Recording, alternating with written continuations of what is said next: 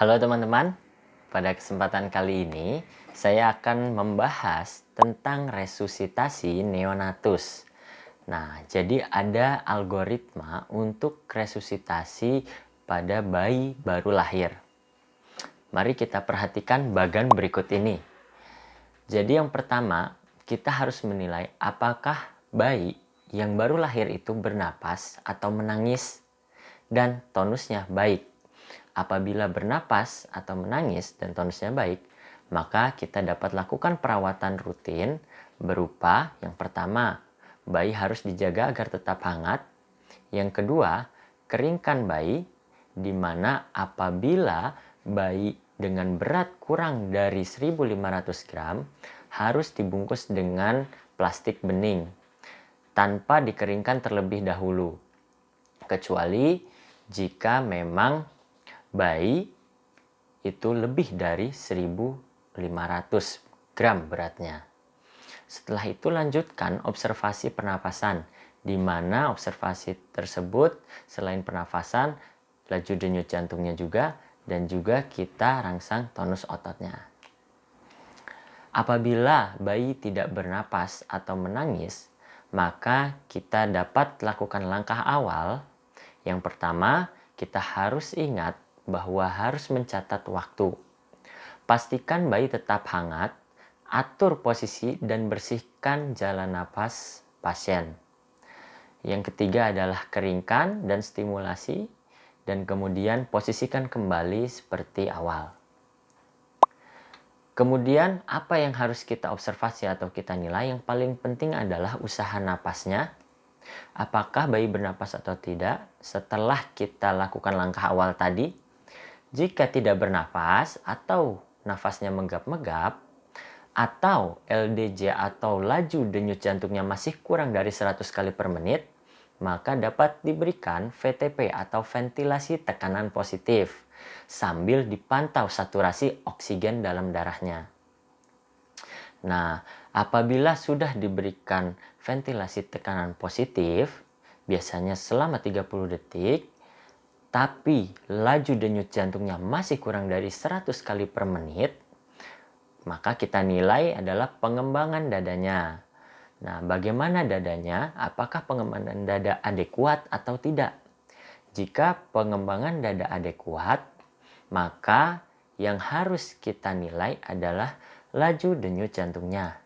Jika laju denyut jantungnya kurang dari 100 kali per menit, maka VTP tetap diberikan. Tapi kalau ternyata laju denyut jantungnya itu kurang dari 60 kali per menit, alias semakin menurun, maka dapat diberikan VTP oksigen 100%, akan tetapi ditambah kompresi dada, di mana aturannya 3 kali kompresi tiap 1 kali nafas.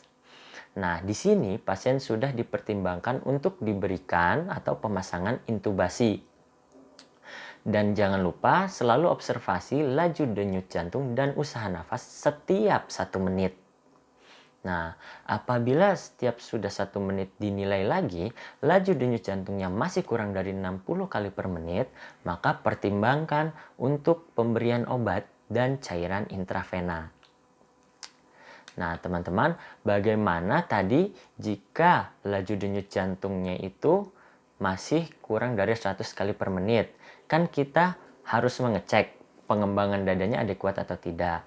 Nah, jika adekuat dan ternyata laju denyut jantungnya kurang dari 60 kali per menit, itu harus ditambah kompresi. Akan tetapi bagaimana jika ternyata pengembangan dadanya tidak adekuat? Nah, kita harus lakukan evaluasi. Evaluasinya ada 2, yaitu pada pasien dan pada alatnya. Pada pasien, kita harus koreksi posisi kepala bayi jika salah. Dan yang kedua adalah pastikan tidak ada obstruksi jalan nafas pada pasien. Nah, yang ketiga ini dari alatnya. Hindari kita untuk terjadinya kebocoran sungkup. Nah, jadi jangan sampai kita sudah sibuk-sibuk, kenapa ini dadanya tidak adekuat, akan tetapi ternyata ketika dicek, sungkupnya bocor. Dan yang terakhir adalah tekanan puncak inspirasi cukup atau tidak. Kita harus ngecek tekanan puncak inspirasinya. Nah, tadi di awal dari bagan kan ada langkah awal. Nah, dari langkah awal itu kita nilai usaha napas, laju denyut jantung, dan tonus otot. Tadi kita algoritmanya ke yang tidak megap, ya maksudnya yang tidak bernapas atau megap-megap dulu. Nah, tapi bagaimana jika pasien bernapas spontan?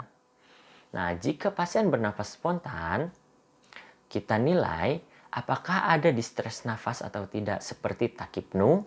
Jadi takipnu itu frekuensi nafasnya itu sangat cepat, retraksi, atau merintih.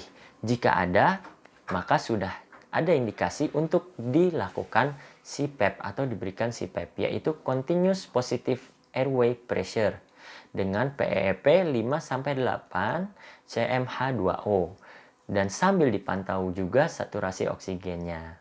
Apabila CPAP ternyata gagal dan dengan distres nafas, maka pertimbangkan untuk dipasang intubasi. Namun bagaimana jika bernapas spontan akan tetapi hanya terjadi sianosis sentral yang persisten, tidak ada tanda-tanda distres nafas? Maka kita hanya perlu mempertimbangkan suplementasi oksigen yang adekuat sambil dipantau saturasi oksigennya. Nah, sambil kita memberikan suplementasi oksigen, kita harus nilai laju denyut jantungnya juga.